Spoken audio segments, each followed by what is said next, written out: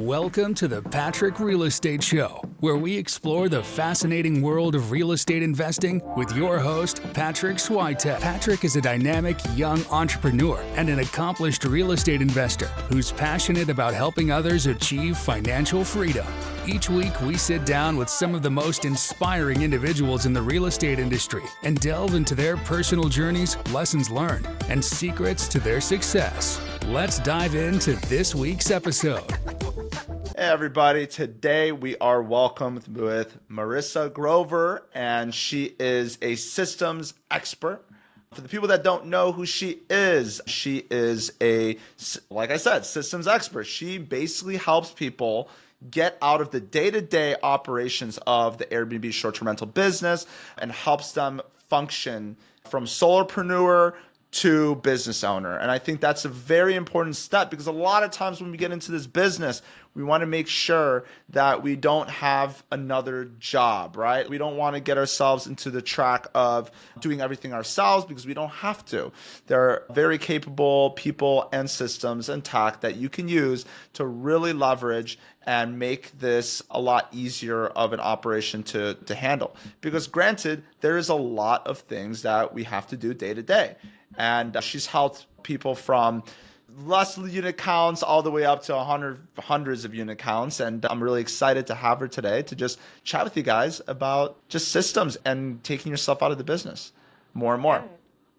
Welcome I to the love show. it, Patrick. Thanks so much for letting me come on and to share with you. So I'm super excited to be here.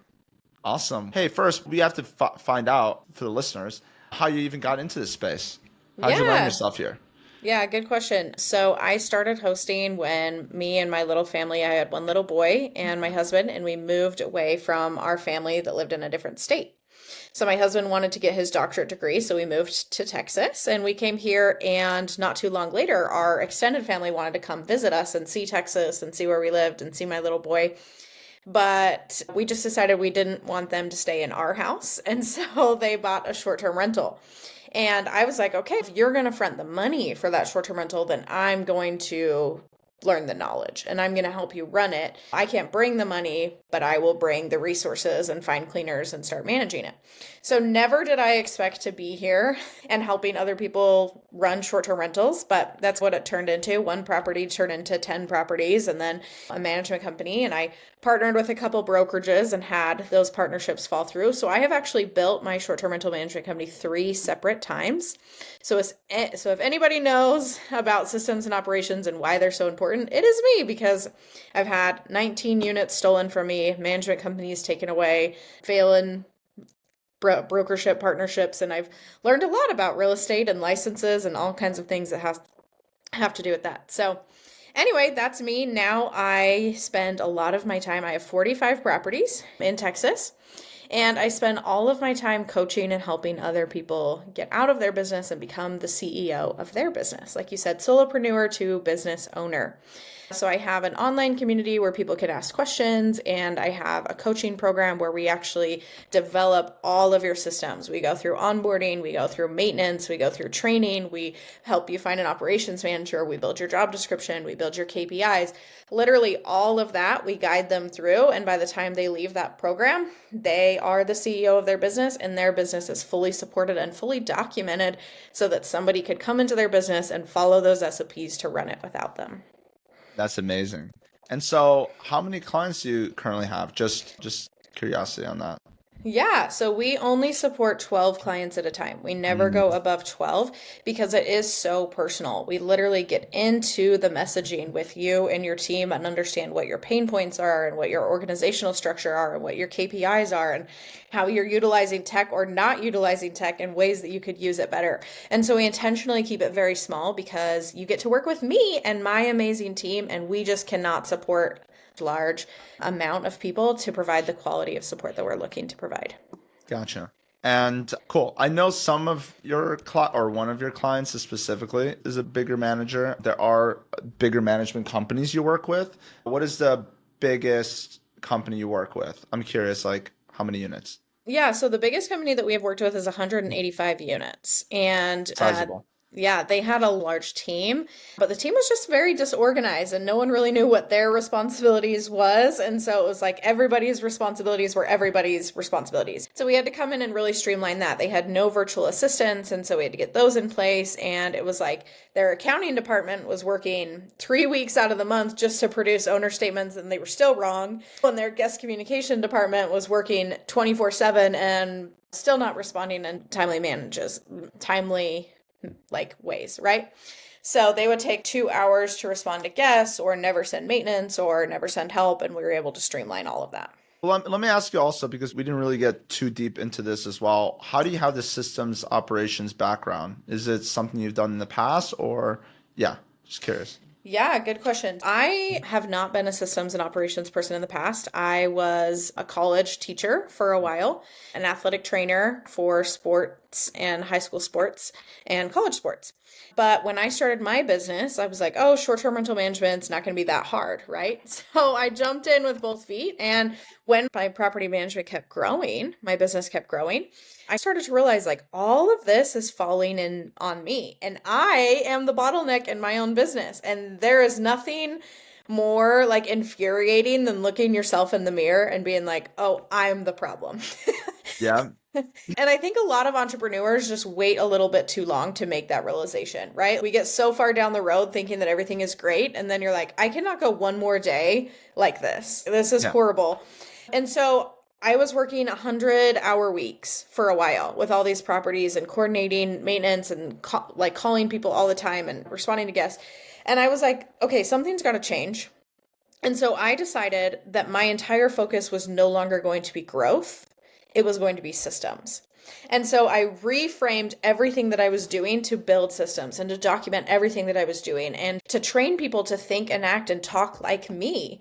And so that took about 6-7 months. And I think that's worth mentioning because I think people so often are like, I don't have time to build the systems. It's going to take years. It's going to take so long to build the systems. And it really doesn't if you're willing to dedicate the time, effort, and energy.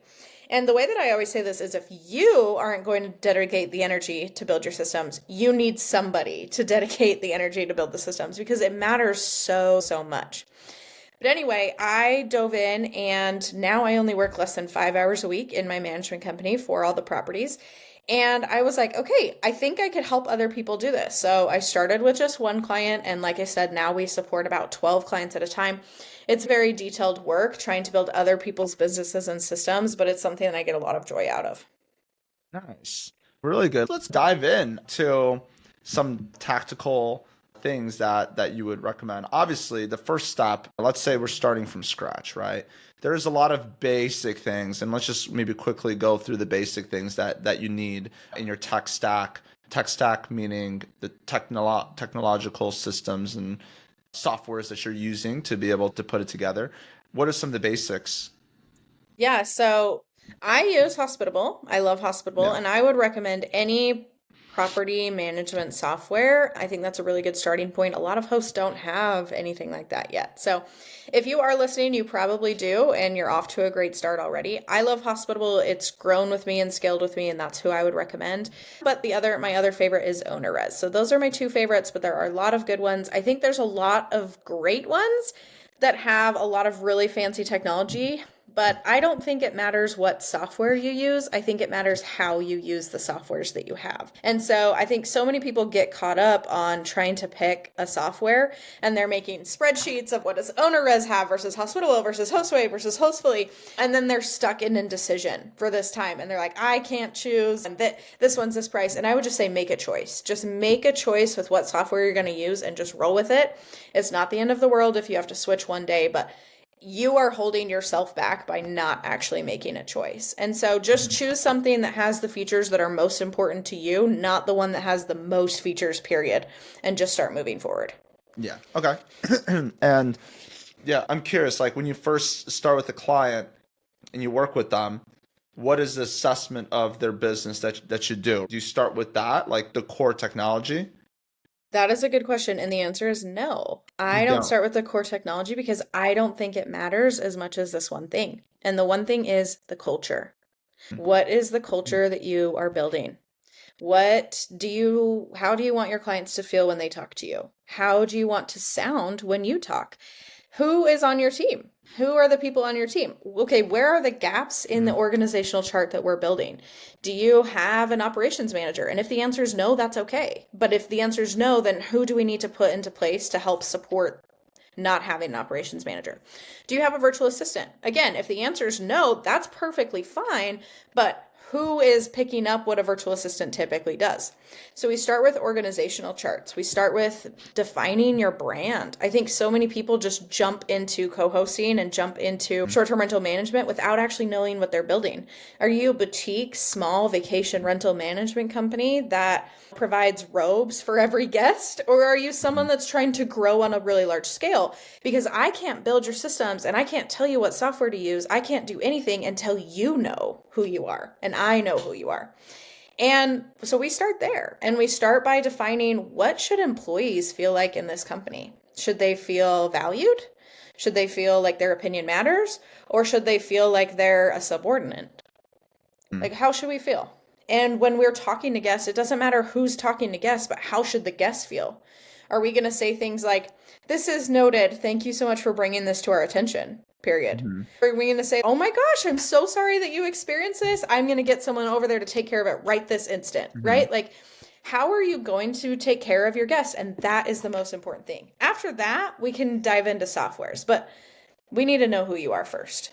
Absolutely. So culture is the first assessment that you do, is how the culture. Do you guys create brand tonality documents? Like, I'm curious how, like, what do you do with culture? What are the deliverables? Yeah, we do. We help your team define your voice. And we come up with like things as simple as, how do you say thank you? The way that I say thank you in writing over text might be entirely different than how you say thank you, Patrick. Like, mine is "thank you" with 5 U's and an exclamation point, right? But that's my personality and my brand. And that might be entirely different than your brand. And that might not be something you've thought about. And that's okay. But we want to define that, because as you grow and scale and elevate to the business owner, these are things your whole team needs to know. And so we come up with scenarios on the left-hand side, and then we work with you to fill in the right-hand side of, how would you respond to this? How would you say this? How would you work through this? And that helps your team respond as you in the future. Gotcha. Awesome. So you want to create the foundation, which is culture. I know I had a bunch of other people that came on the podcast and talked about this, that are big business owners, like Steve Schwab, who just bought Vacasa. He talks a lot about values being like the most important thing ever. And I was actually just having dinner with him at STR Wealth Conference, and he had one of his team members there, one of his higher up. And I asked him a question about ask him about what is the key thing that you do, or I don't know what it was, but then he was just like, "Hey, ask one of his high up employees. He's like, ask David what he has in his pocket." I was like, "What he has in his pocket?" And I was like, "David, what do you have in your pocket?"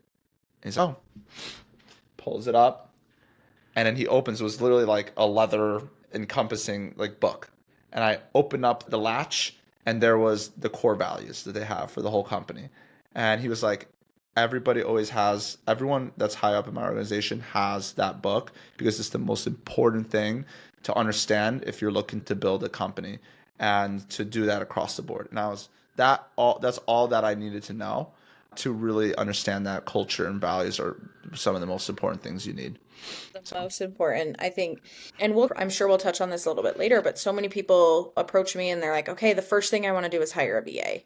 And I'm like, I actually own a VA agency. It's a placement agency. We can talk about that later. And I'm like, I would love to help you hire a VA. Of course we want to do that.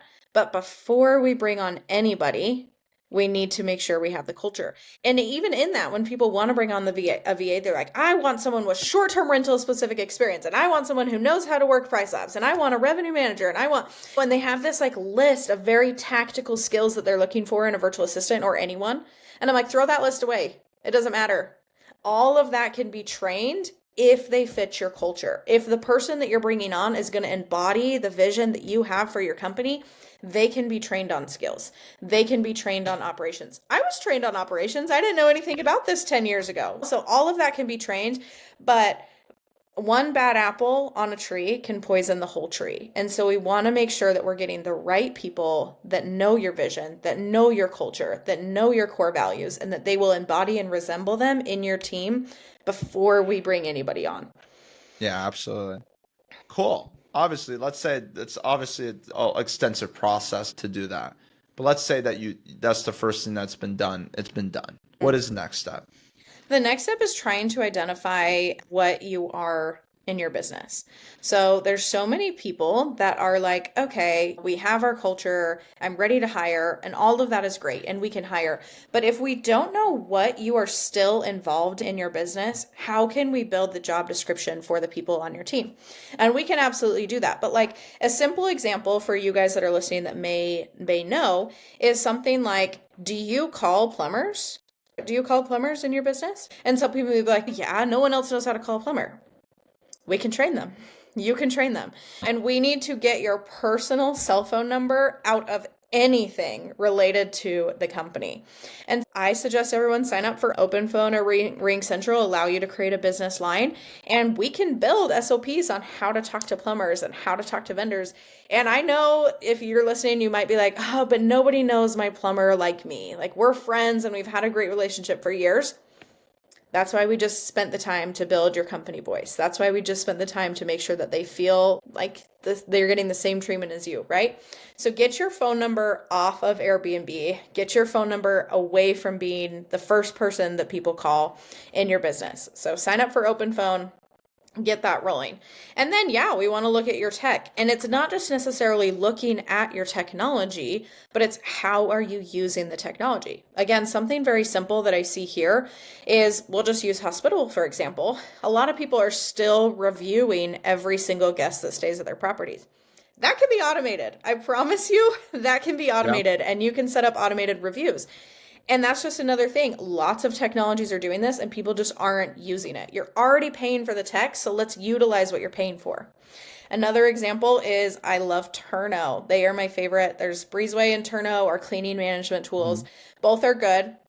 But another recommendation that I make to everyone, especially on podcasts that I'm on, is stop paying people in a million different ways. So don't use Venmo, Cash App, Zelle, cash, check, credit card. Pick one way that you are going to pay all of the people that you work with and start using that way.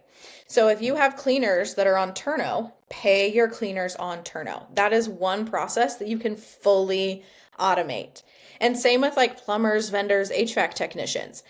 Pick one way you are going to pay the people that you work with and pay them all that one way. So in my company, that's credit card. And if we come across a lawn care person I only take cash. Okay, then you don't work with us.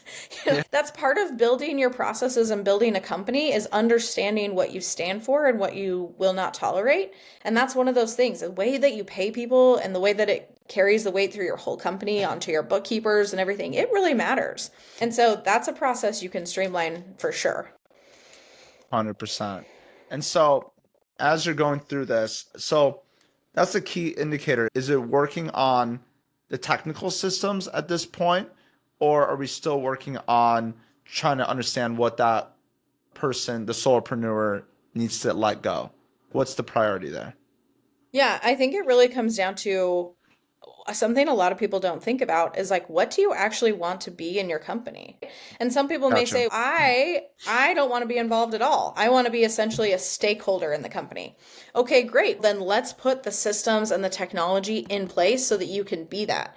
And some people may say, I don't really want to be super involved, but I still want to be the leader to the virtual assistants, or I still want to be essentially an operations manager until I can afford one. Okay, great. Then those are the systems that we're going to build, and we're going to support you so you can grow out of that role.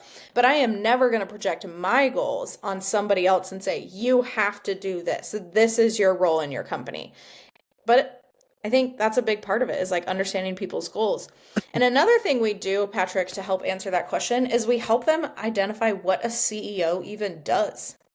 I think if I was like, I want to be a CEO, like so many people might be listening to this, but they're like, wait, what does a CEO even do? Or do I want to be a CEO? Do I want to spend all of my time identifying KPIs and making sure that my team is meeting those metrics? Maybe you do. But there are people in large companies that don't want to be a CEO because it is another job. It is 40 hours a week. It doesn't have to be, but it is. And it's something that like is a very high position in a company and you need someone to fill that role. Is that a role you want to fill? I don't know. Yeah, absolutely.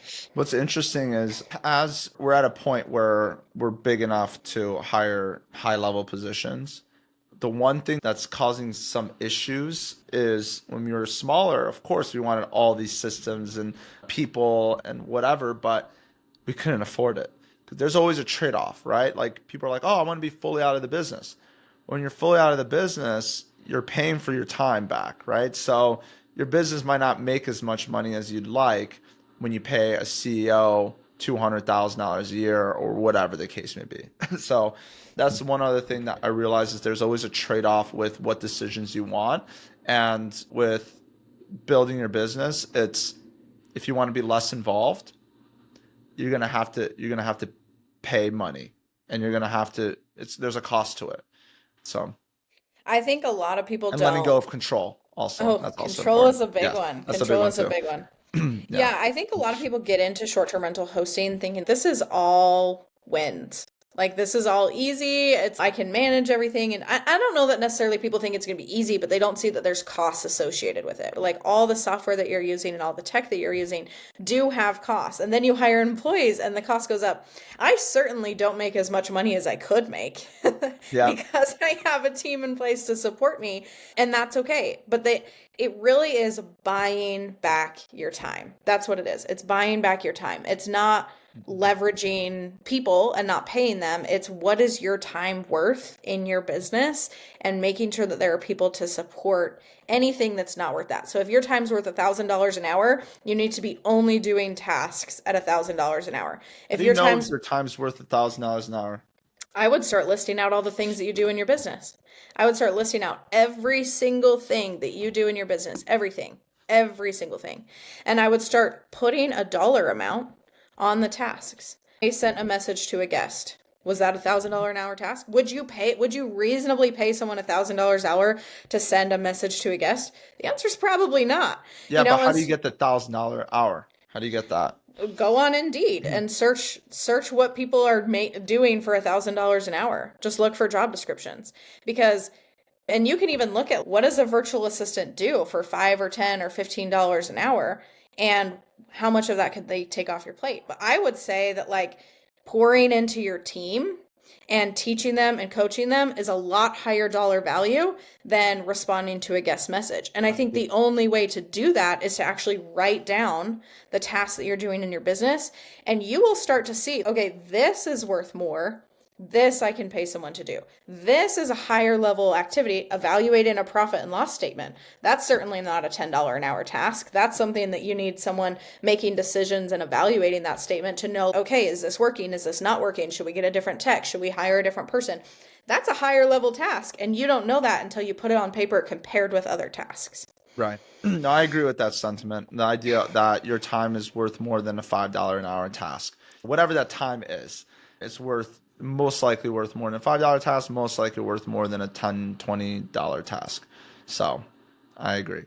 Okay, so we got the person, right? Going back to the timeline. We got the person, we understand, okay, we got to offload. They're like, oh, we have to figure out what they want to do, what they don't want to do. And then now comes the offloading part, right? What is the first step of the offloading part? Systems or people? Or neither? I think that is an interesting question. What would you rank first, systems or people? I would say people, because for me, I go off the full and just thinking out loud, I'm like the who, not how mentality. I think a lot of times in my business, what I've done is hired the right people that were able to help me build the systems within their own respective roles that allowed me to grow. I know a lot of the people I've hired are very generalists, especially for a startup, a smaller company, but they've been able to effectively build a lot of the stuff that I needed to get done. Yeah. What Yeah. do you think? I think I definitely can see your side, but I would almost say systems, because I think as you build your systems out, you can put people in place to follow the systems and the structure you built, and they can evolve on it and adapt it and make it stronger and better. But it's really hard to hire somebody without any structure or systems and be like, you believe so strongly in our core values. I love it. That's what I wanted. You did everything I asked. Now go. Yeah, that's a good point. I will argue though. I'll make a point that friendly argument. I'll make a point, debate, that's the right word. I will make a point that I do think that maybe it depends on the kind of role you're hiring for. So for example, like I'm thinking more higher level operator. I'm thinking like a COO, C level or something like that, where they have the capacity to build things out. I think you're thinking more boots on the ground, maybe not boots on the ground, but like a transactional, like a VA. This is what they're doing day to day. You have to offload that. You have the knowledge in your head. You put it into what you need to do. But sometimes I like hiring people that are smarter than me in like housekeeping, for example, a housekeeping manager. I don't know how to build out the housekeeping build. I don't know anything about housekeeping. So I want them to build it out, right? Like I want them to have some sort of autonomy to build that thing out. So I think it's maybe it's like a chicken and egg problem. Just one or the other. But I don't know. What do you think? Yeah, no, I totally agree with that. I think there is some give and there is some take. Yeah. And I think that there are people out there that have learned systems in their career, like a housekeeping manager. You probably wouldn't hire some random Joe off the street and say, go build my housekeeping operations for my large company. Sure. But you would be like, oh, you've been working for X company for X years. And when they apply for the job, they have that knowledge and those systems to bring to your company. And I think that's such a super important value, is hiring people that are smarter than you. That is the biggest life hack ever, right? In entrepreneurship. But I do think there is some give and some take. Yeah, for sure. Okay, cool. Okay, so let's talk about making the systems first. Let's just go down that rabbit hole. What are the systems that you would put into place once you have defined all the things that we've already defined? Yeah, I think this is a good question. Like I'm going through a consulting session with you. Maybe. Go, yeah. I try and start with the systems that are the biggest pain point to people all across the country. So one that first comes to mind is onboarding. So many people struggle with onboarding, and so many people say this is the most time-consuming task in all of management. And to be transparent, it probably is. It's like meeting that first client and getting all the things. So we actually build out your entire onboarding process. So I like to break it out in phases.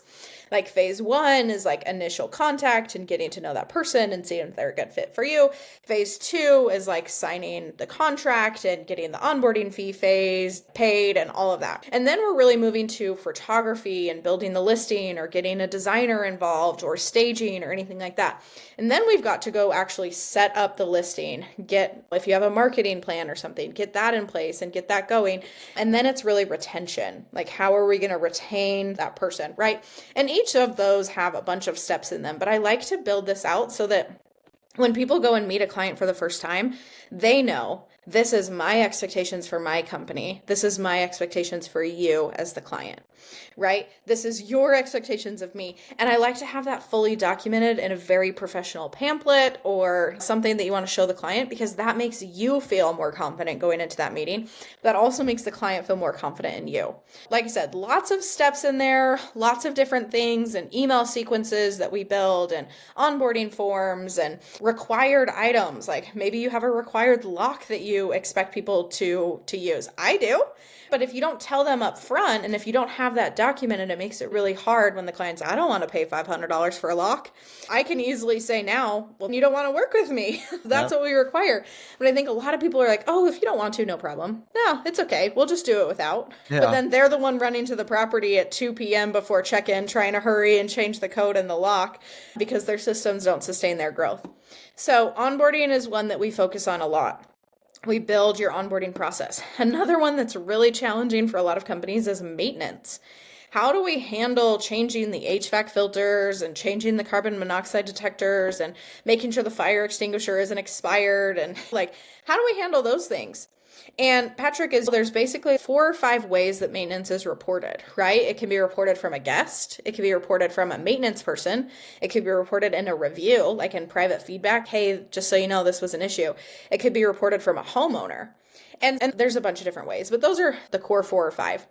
So what I like to do is, okay, if a homeowner reports a maintenance issue, is it any higher or lower priority than if a guest reports a maintenance issue? And if yes, how do we handle that? And what is our sequence of events from that item being reported to that item being executed, followed up with the team, documented on, pictures are taken, and then you're exiting that workflow and paying that vendor and making sure it gets put on that owner statement, right? And so we build the whole maintenance process. And then we talk about reoccurring maintenance. These are homes that we're working with. These are people's homes and assets, and very expensive a lot of the times. So we want to know, how are you going to handle these reoccurring items? And so those are some things that we go through. Gotcha. And so recurring items, maintenance. Do we do anything with cleaning at this point? Is this all vendors or just maintenance? We do a lot with cleaning. It's another process. Cleaning expectations, cleaning hiring, cleaning checklists, cleaning management. There's so many different variables in cleaning. And cleaning is one of the biggest things that will impact you as a short-term rental management company that we do have to pay a lot of attention to. Yeah. Oh my God. If you don't get the cleaning right, nothing you can do in your business will suffice if you can't get the cleaning. Maintenance as well, but more so cleaning, because that's the foundation. So I 100% agree. And that goes with hiring a lot of people there too. Cool. So obviously you got the maintenance and the cleaning. With maintenance, do you guys use any like tech-backed systems, any software that will help make the maintenance and cleaning much easier? Yes, of course we do. There's lots of technology that you can use, and hopefully one day here in the future, there will be technologies even better than the ones that we have to make this a little bit more streamlined as management companies continue to grow. I really love Monday.com. That's where we track all of our maintenance and items. I would like to see some sort of hybrid between Monday.com and Breezeway and Turno and something like that. Breezeway, I don't need to get into my feelings about Breezeway, but I do think there is some room for growth in the reoccurring maintenance and maintenance prevention and cleaner world in short-term rentals. Yes, I agree 100%. We use Breezeway and we use Monday.com. And I do think that we use Monday.com because Breezeway doesn't have a lot of the things that we need in Breezeway. I do think that their team is working hard to get there, or maybe not. I don't know. But from what they've told me, they said they were. So we'll see. Have you been submitting feedback to them at all? I use Turno. So the only time that we use Breezeway is when the large companies that we're working with use Breezeway. And at that point, we're really just getting in and being like, what is inefficient here? What's working? Then, yes, of course, we're submitting feedback to Breezeway. But in my company, we use Turno and Monday.com. Gotcha. Okay, cool. And Monday.com, what do you guys use Monday.com for specifically? Oh, what do we not use Monday.com for is the better question.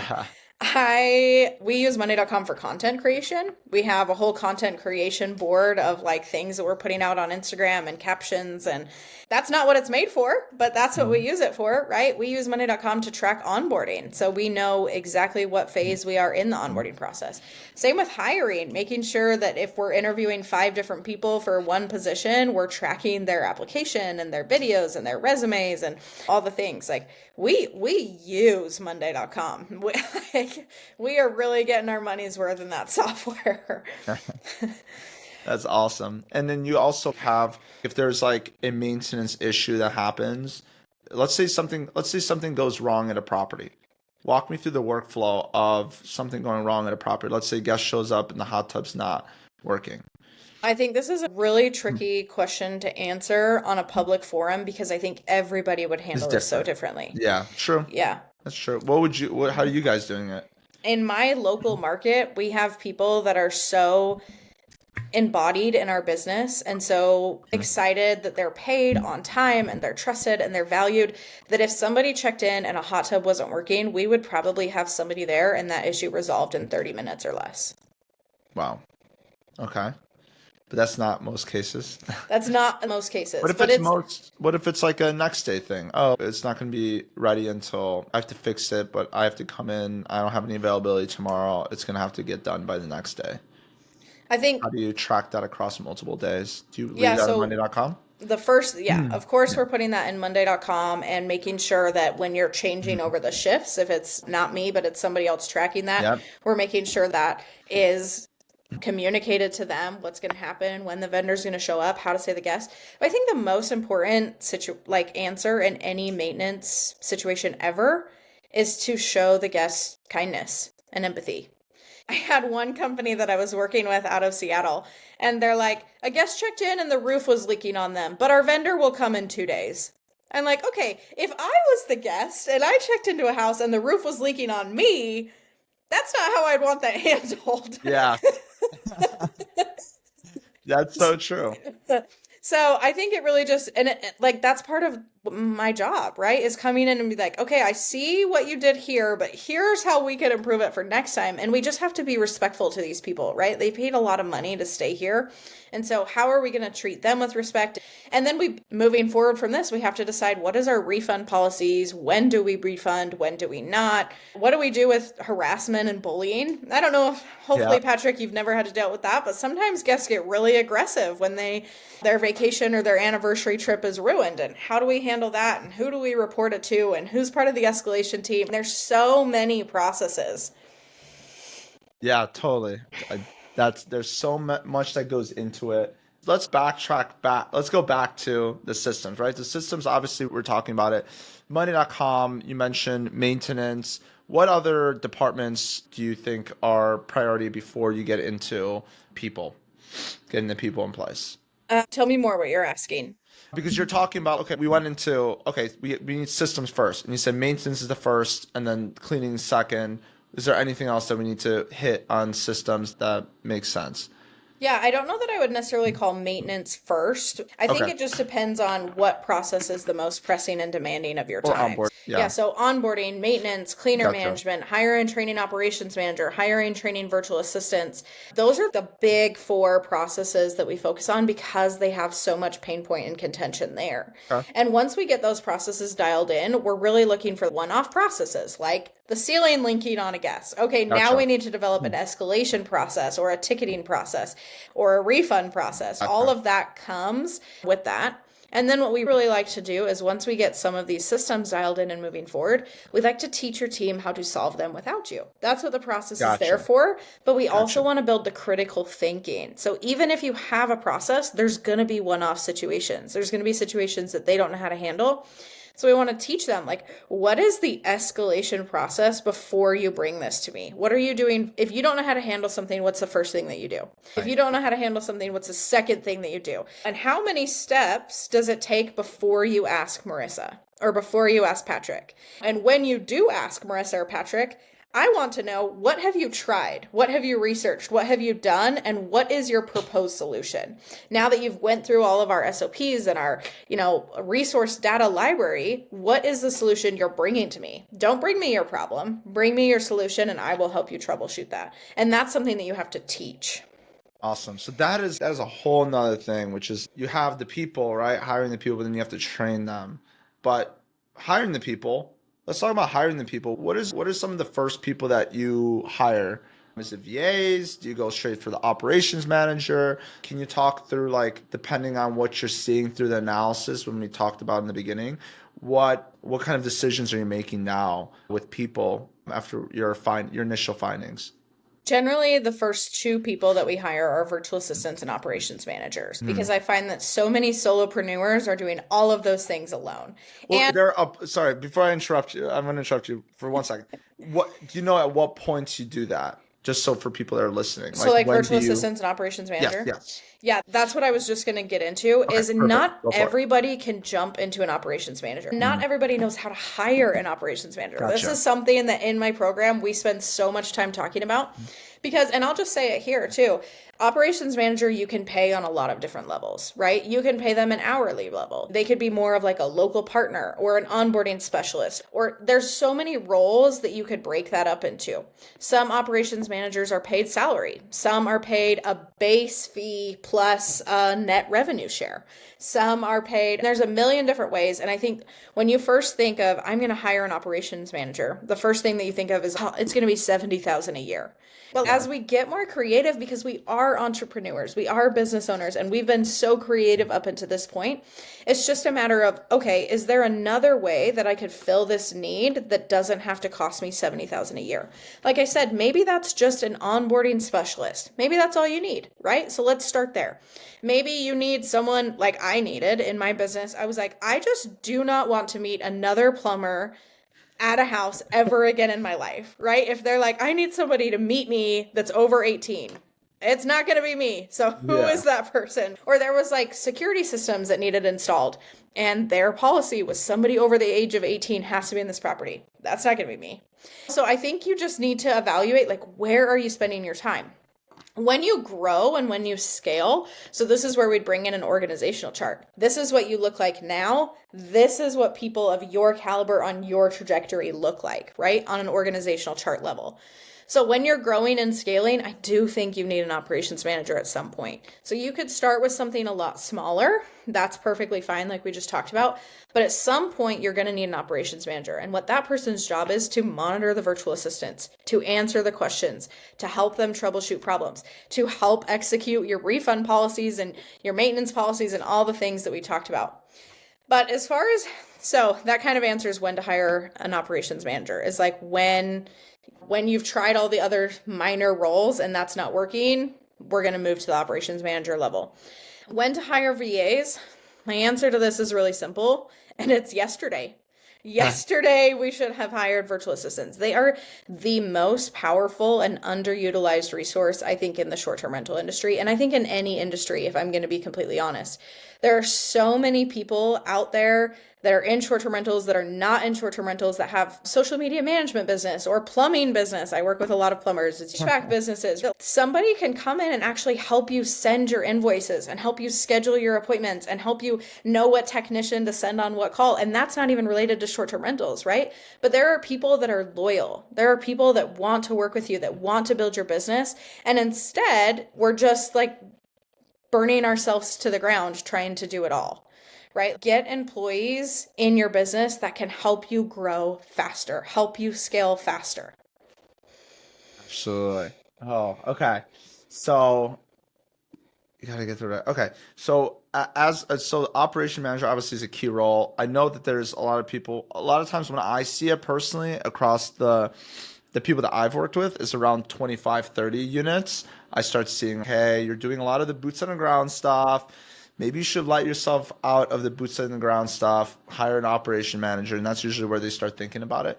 But obviously it varies. And cool. Now, at what point do you hire a COO and an integrator role? That's a really big role. When does that hiring happen? That's a good question. And I don't know that there is a right number for an operations manager or a right number for a COO. I don't know that. Like for operations manager, I have clients that I'm working with that have 5 to 8 units, and they're like, I want to be the operations manager. I want to help the VAs. Like I'm out of as much day-to-day stuff because they've taken that off my load, and I don't mind being the person to bring the questions to. And so I think it's really tricky to say, like, at 20 properties, you hire an operations manager, or at 50 properties, you hire a COO. I think it just comes down to like how your company is running. If the VAs are doing all of the work and you're just the one being brought in when they're like, this is an issue, I need some help, then that's one thing. But I would say a COO, bringing in a COO position or an integrator position happens when you have these positions in place. You have an operations manager, you have a virtual assistant, and you still find yourself spending more time than you want in your business. Then bring in somebody to help you eliminate your time, but also to grow the business faster. Gotcha. Okay. So COO is like that step too. That is a high level person to hire. And I know there's a lot more that goes into that. Okay, cool. So now we have the people in place. What's next on your program? What's the next step? We get the right people. Yeah. I think what's next is the individual development. So I think having Gotcha. the people is one thing, but I think developing them to make those choices and to know when to bring you things and to know when to not to is a big part of that. And then from there, we always want to strengthen the processes. So, what Mm-hmm. I love to do and what I'm known for doing is we actually, when we get closer, like further on in our program, we actually do a stress test. So, we actually say, hey, Patrick, you're the CEO of your business as it is today, right? I want you to step away for 3 days, 5 days, 7 days. I want you to turn off your phone. I don't want you to touch anything in your business. And I want to see what went right, what went wrong, how did the team that we built work, how did the systems that we built work, and let's evaluate. I think that's really scary and hard to Mm-hmm. do, but I also think it's a really important for you as a CEO to be like, I could step away, I could walk away. Yeah. I think sometimes being a business owner, there's so much that like we could do 100 things all the time, but I think some of that we put on ourselves. Like, I think some of that we convince ourselves we can't walk away, or we convince ourselves that we have to work till midnight every single night. How much of that is internal? How much of that is truthful? How much of that is factual? And I think as you force yourself to exit your company, or if you have someone like me to force yourself to exit your company for a few days, not long term, you start to realize, oh, I could go to Disney World with my kids, or like I could go to Paris and do the things that I want to do because of the people and the systems and the things that we've worked really hard on at this point. Yeah, absolutely. That stress test is tough for a lot of people, especially when you've been doing the day to day, every single, like it's even for me, I have an easy time letting go of control, but I have a hard time stepping back and just taking days off. Yeah, maybe I should do that, Marissa. You should do That's that. that's my takeaway. Yeah, you should do it. And I think it's worth noting that we don't come out the gate day one and be like, all right, step away. Let's see what Yeah, yeah. happens. It's like after we've built all these processes and we've trained your team, we literally train your team. That's what we do. We not only build your systems, but we're basically an integrator. We take the systems that we built, we take the team that you have or that we found for you, and we integrate them together and make sure that they mesh Yes, and they work well. yes. So let me ask you this. At what point, because there's obviously growth breaks systems, right? Systems work for a specific growth period, but your new season and those break and it's gonna evolve. So what what point do you see like systems evolve? I'm curious if you see that. Or do you think that you just build the systems for 500 units and it never breaks? I'm curious like how that works. I think entrepreneurship will always evolve. I think whatever systems you have in place will evolve. I think systems alone are an incredible investment for your company, but I think like bigger growth is bigger problems and bigger challenging challenges, excuse me. So I think that's the really hard part of entrepreneurship is like you, even for me, my company is like phenomenally different than it was 18 months ago. It's just you just evolve. And that's the nature of humans and the nature of anything. But yeah, I would say as far as like a timeline when systems really start to shake, I would say about 50 to 75 properties. That's when, we start to realize that like the systems we had for 10, 20, they were doing okay. The systems we have for 70, they're a little different. 200, they're a little different. Yeah. Yeah. Yeah, I feel that through my own what's happening with us. Cool. I think that wraps it up pretty well. I want to get us into the last three questions that I ask everybody. One of the questions is a special scenario question just for you. Oh boy. And the first question is, what educational resource do you think helped you the most in your life? Okay, this is a good question. I think that investing in coaches has been the Mm, most influential thing in my life. And I've been in masterminds. I have my yeah. own online community that actually builds your systems for you that you can walk through. I've had marketing coaches, I've had mindset coaches, I've had business coaches, right? There's lots of different coaches that I have. And I have one person that comes to mind, but I would say that investing in coaches and masterminds and a like minded community is the most influential thing I've ever done. Amazing. And the scenario question just for you. Let's say currently you started from scratch, everything you know now. Let's say you have a smaller company. Maybe you have a few units or something like that. But you know that you're gonna grow this dang thing to 500 units or let's say 200 units. what are you doing right now to prepare for that growth, knowing that's the end goal? People. I am finding people.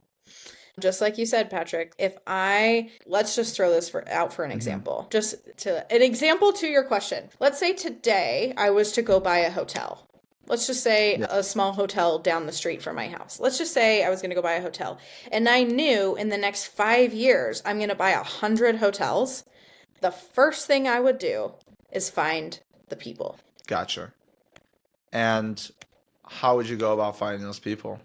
So I would want people in the hospitality industry that resembled my core values. More important than anything, I'd want people that wanted to see company growth and excel not only as a person, but as an entrepreneur, as a business owner. And I'd want to bring in the right people that aligned with our vision. Like you said, those core values that they kept in their pocket, right?